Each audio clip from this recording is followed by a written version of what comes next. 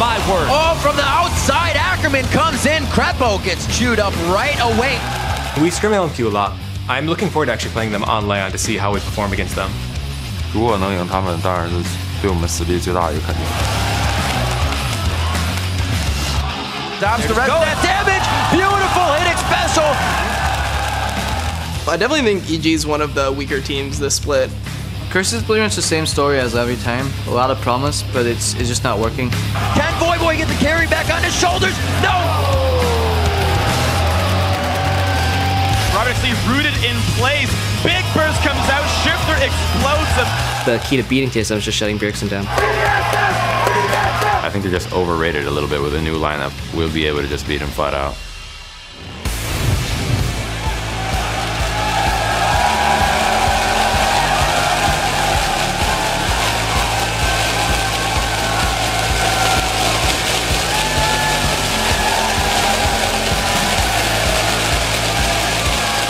Welcome, ladies and gentlemen, children of all ages, to the North American League Championship Series.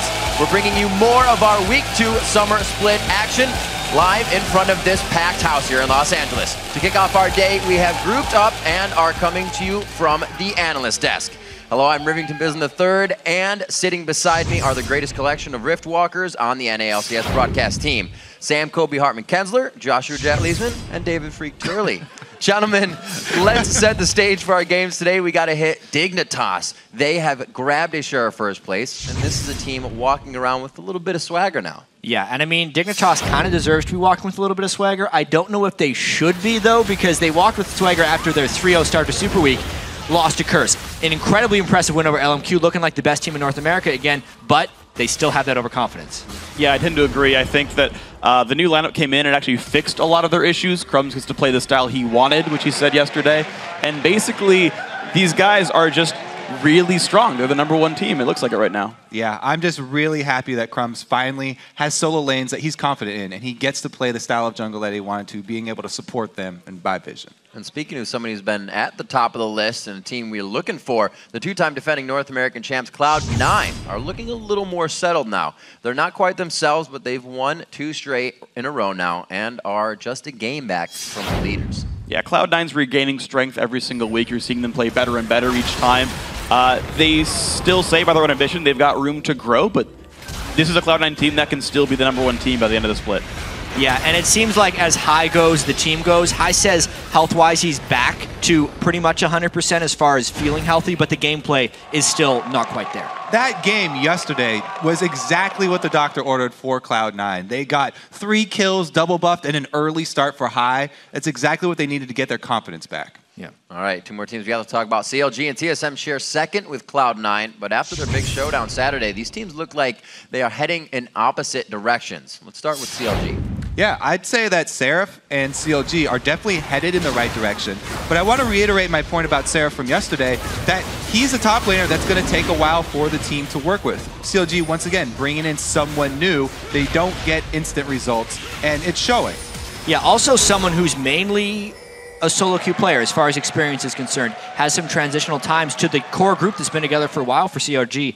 I look at how well the 4 of them are performing without Seraph. They look better than they've ever been. It's just a matter of meshing as a unit of 5. Right, and Freak, I actually want to get your answer for Team Solo Mid. They have been looking a little lost out there, and Bjergsen doesn't seem to be putting up the numbers he was able to put up a few months ago. Yeah, so basically TSM are in this really big rebuilding phase. So Bjergsen's still a very good player individually. All the players in that roster are very good, but think about it. This is like 3/5 of a new team, right? Bjergsen joined 7 months ago. The other 2 guys joined about a month ago. Like, this is a very new team, and they're going to take some time to rebuild. If they can get their stuff together and be a cohesive unit, like they were when they had Reginald, then they'll be a top team again, but they've got a while to go.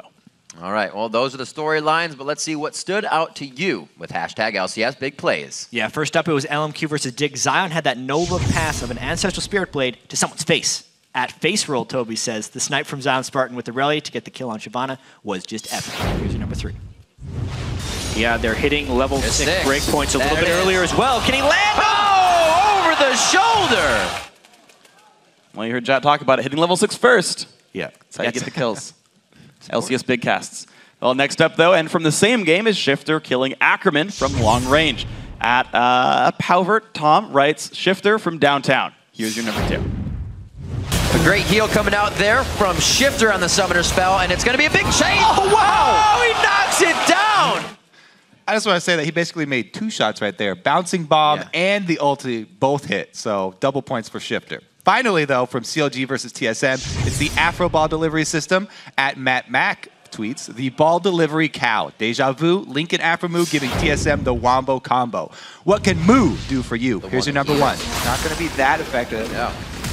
Oh! There it is! The ball delivery system! There it is! They get it there by 10 a.m. guaranteed. Keep sharing those sweet highlights at LOL Esports, and be sure to use the hashtag LCS Big Plays. But now, taking a look at the table, we've got Dignitas pulling themselves into a tie for first with LMQ. Followed by a 3-way tie for third between Cloud9, CLG, and TSM. Then it's another tie with Complexity, EG, and Curse sitting in last. And here's a look at today's schedule. First up, Cloud9 tries to claw their way towards the top when they take on LMQ. Then it's Curse versus EG. And after that, Complexity and their substitute mid laner ManCloud take on CLG. And we close out our LCS action today with Dignitas versus TSM. Then stick around after that for the Coke Challenger Series quarterfinal action as Team LOLPro takes on Area of Effect. And now we want to get your opinion over on Twitter. Today we are asking which NA LCS player is going to score the most fantasy points today and why? We will be picking our favorite responses to read later in the show, so send your answers to @LOL Esports and use that hashtag LCS. Saturday's top fantasy performer was Pobelter, pulling in 31.08 points for his 5-1-11 performance against Complexity. Following with the second and third highest fantasy points are Inox with 27.44 and Dig's Cutie Pie with 25.13. And if you haven't set up your league, head over to fantasy.lolesports.com to get the lowdown on how you can start building your franchise. There, you can create your ultimate dream team made up of your favorite pro players from the North American and European LCS. Then, compete against your friends and rack up points based on the actual LCS games. Fantasy League is your opportunity to play owner. Quick survey, who's winning this week? I know for a fact I'm crushing Zyrene. He has like 60. Zyrene has like 25 points. It's like ludicrously bad. Yeah. I'm barely ahead of you. I had a really good week last week, but with the increased difficulty in LMQ's schedule, my LMQ heavy portfolio isn't working too well. So you guys are playing each other this week? Yeah, Yes. in the second One of league. the leagues. Yeah, he forgot about that one. So I'm about to go 4-0 in 2 weeks. I'm just saying. Let's see. I forgot I was that guy, and I forgot to make moves, so I definitely lost some points. We're going to take a quick break, but when we return, LMQ will take to the Rift to face off against High and the rest of the Cloud9 crew. We'll be right back after this.